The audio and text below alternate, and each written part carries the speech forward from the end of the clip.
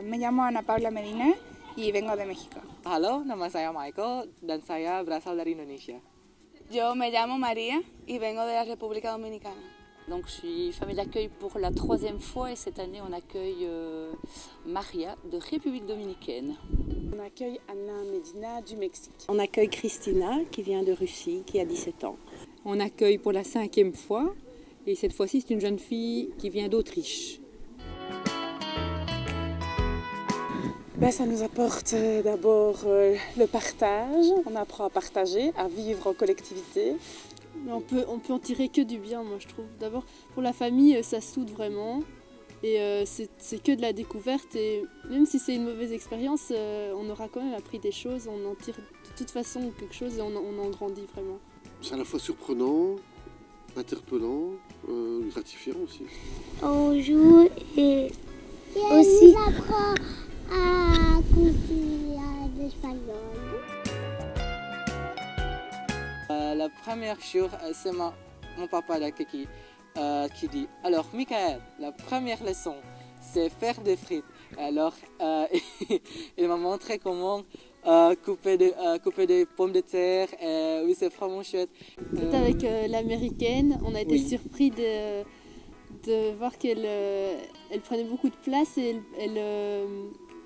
Elle était très envahissante. Elle était très envahissante. Même chez des amis, elle allait dans le frigo, elle se servait d'un yaourt ou autre chose. Que vraiment chez nous, c'est limite du scandale. Ouais, ça c'est typique, mais alors tu veux quand tu fais ça à la table et tout, ici c'est normal. Mais en République Dominicaine, tu ne veux jamais faire ça avec les mouchoirs. Oui, ça ici c'est normal, mais là c'est vraiment pas poli. Au Mexique, on met un petit peu un coupe de glace dans la soupe qui est chaude.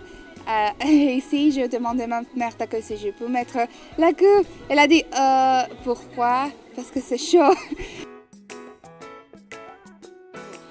Le premier accueil, on a voulu prendre plus près de nous, Européens. Et en fait, c'est complètement différent.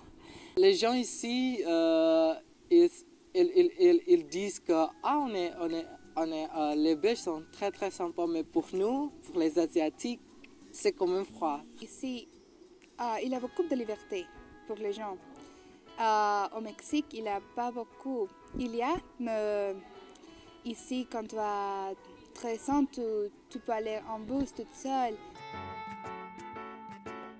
Je pense que ma relation avec ma famille, j'aime très bien, je suis très contente et tout. Et je me sens vraiment part de la famille et ça, j'aime bien. Avec Louisa, on a déjà le projet et les dates sont fixées. On part au Mexique. J'ai un petit frère, une petite sœur. Je suis la grande sœur de la famille, oui. Et je les aime beaucoup. Oui.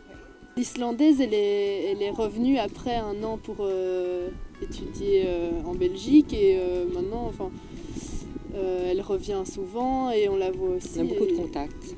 Les tonnes aussi. Donc ça reste toujours pour la vie à mon avis. Oui. Et il y a quelque chose qui m'a touchée, sa grand-mère est décédée.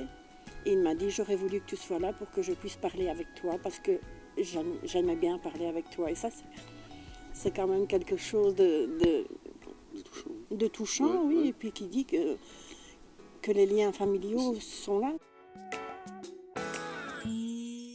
Enrichissant au jour le jour. Ouais. Aventure. Découverte. Oui, moi je dirais partage. Formidable. Du bonheur. Que du bonheur. Enrichissante. C'est vraiment magnifique. Magnifique, ouais.